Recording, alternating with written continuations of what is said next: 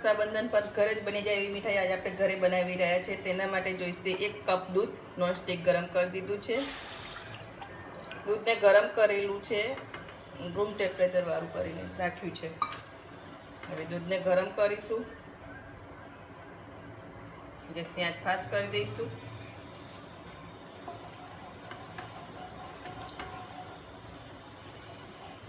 હવે નાખીશું 1 વાટકી દૂધ લીધું છે એટલે અડધી વાટકી ખાંડ લેવાની। દૂધ જેટલું હોય જે માપ હોય એ પ્રમાણે અડધી ખાંડ લઈ લેવાની। હવે ખાંડને ઓગાળીશું, ઓગાળી દઈએ એને ઉકાળો આવી જાય એવું દૂધ ગરમ કરવાનું। ખાંડ બધી ઓગળી જાય આપણી એટલું દૂધ ગરમ કરવાનું। રક્ષાબંધન માટે સ્પેશિયલ ઘરે જ બનાવો મીઠાઈ।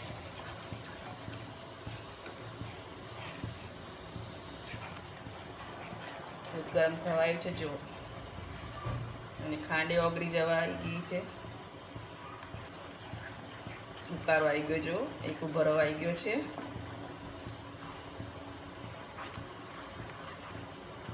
થઈ ગઈ છે આપણી ખાંડ ઓગળી ગઈ છે। હવે 1 વાટકી દૂધ લીધું હતું એટલે 1 વાટકી ટોપરાની છીણ લેવાની, એની અંદર એડ કરી દઈશું અને મીડિયમ ગેસ કરી દઈશું। આંચ ફાસ્ટ નહીં રાખીએ।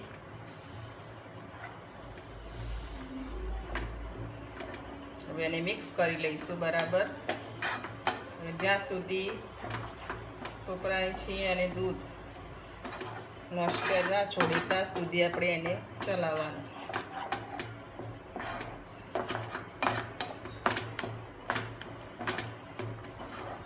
ગેસની આંચ મીડિયમ જ રાખવાની, ફાસ્ટ નહીં રાખવાની।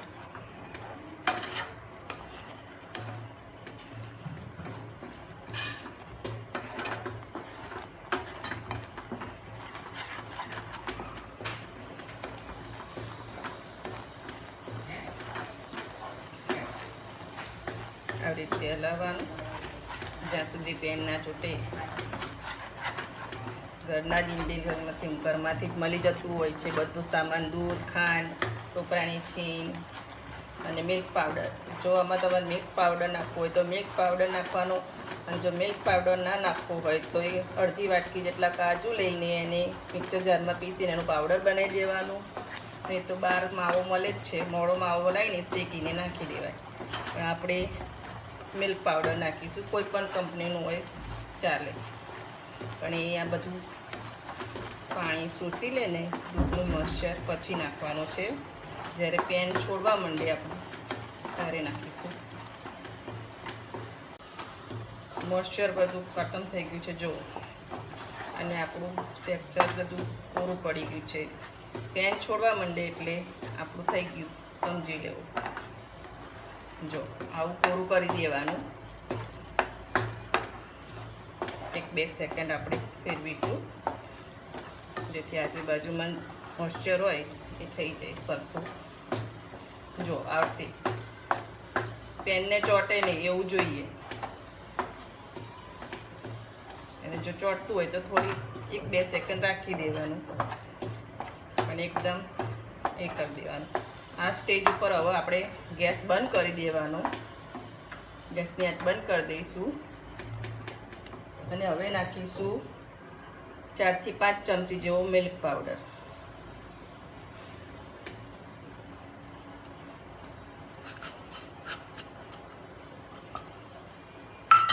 અને ઇલાયચીનો પાવડર। ઇલાયચીને મેં ખલિયામાં થોડી ખાંડ નાખીને પીસી કાઢી છે, એનો પાવડર બનાવી દેવાનો અને આ બધું મિક્સ કરી દેવાનું। એટલે મોઇસ્ચર થોડું હશે તોય મિલ્ક પાવડરને જોડે થઈ જશે।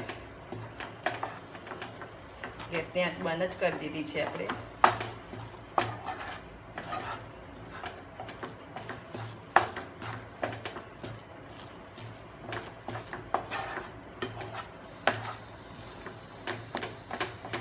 માવાનું કામ કરે છે મિલ્ક પાવડર, આપણું માવાના લાડુ બનાવ્યો।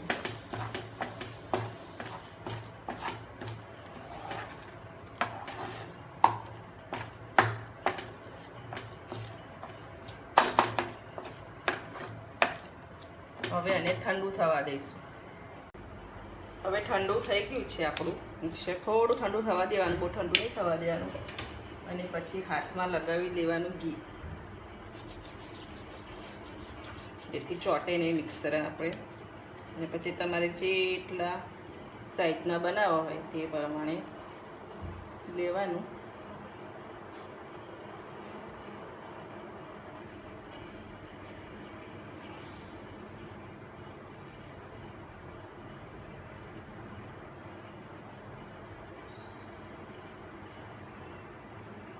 આવી સાઈઝના બધા બનાવી દઈશું હવે આપણે.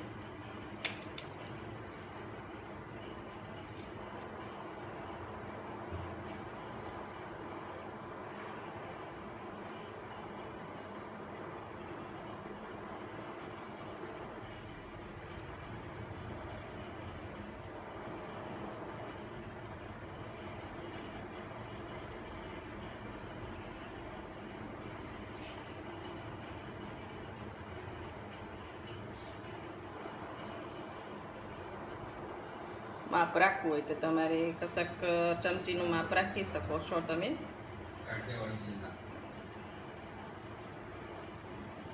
આવી રીતે બધા રેડી કરી દઈશું. આવી રીતે બધા રેડી કરી દઈશું. બોલ્સ બનાવીને રેડી કરી દીધા છે. હવે આપણે ટોપરાની છીનમાં એને રગદોડીશું.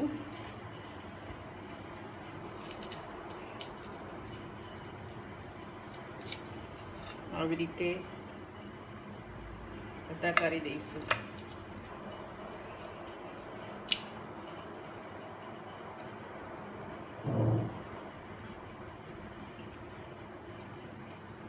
આવી રીતે બધા જ કરી દઈશું આપણે. બધા પેડાને આપણે ટોપરું લગાવી દીધું છે. હવે આપણે એના પર ગાર્નિશિંગ કરીશું. તેના માટે જોઈશે આ ફૂડ કલર છે, ઓરેન્જ કલરનો, એને મેં પલાળી દીધો છે બધા પર. આ ઓપ્શનલ છે, તમારે કરવું હોય તો કરો, ના કરો તો ચાલે.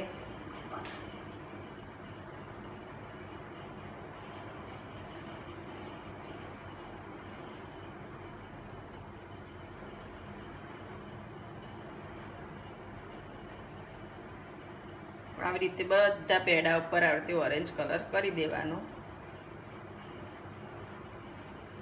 1 વાટકી ટોપરું અને 1 વાટકી દૂધ, એમાંથી આપણે આટલા પેડા બન્યા છે. રક્ષાબંધન પર ઘરે જ બનાવવાના પેડા. આ વખતે કોઈ બહારથી લાવવાના નહીં, ઘરે જ બનાવવાના. જો કેવા સરસ લાગે છે. હવે આપણે લગાવીશું પિસ્તાની કતરણ.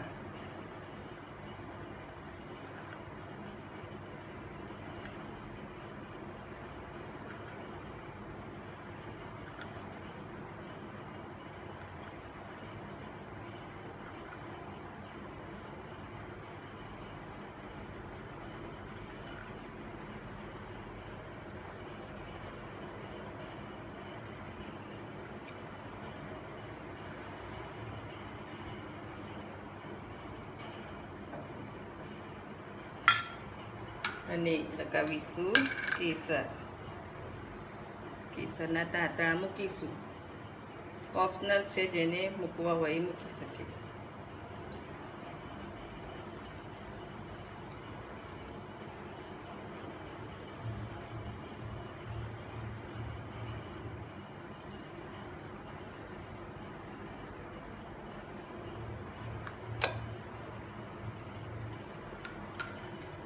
જો પેડા આપણા રેડી થઈ ગયા છે. નથી આમાં માવો નાખ્યો કે નથી ચાસણી કે નથી ઘી. આપણે દૂધ, ખાંડ અને મિલ્ક પાવડરથી પેડા રેડી કર્યા છે. જો કેવા સરસ બન્યા છે અને કેવું સરસ ગાર્નિશિંગ કર્યું છે. તમે પણ બનાવજો. અને મારો વિડીયો ગમતો હોય તો મારી ચેનલને લાઈક કરજો, સબસ્ક્રાઈબ કરજો અને બેલ આઇકન દબાવવાનું ભૂલતા નહીં.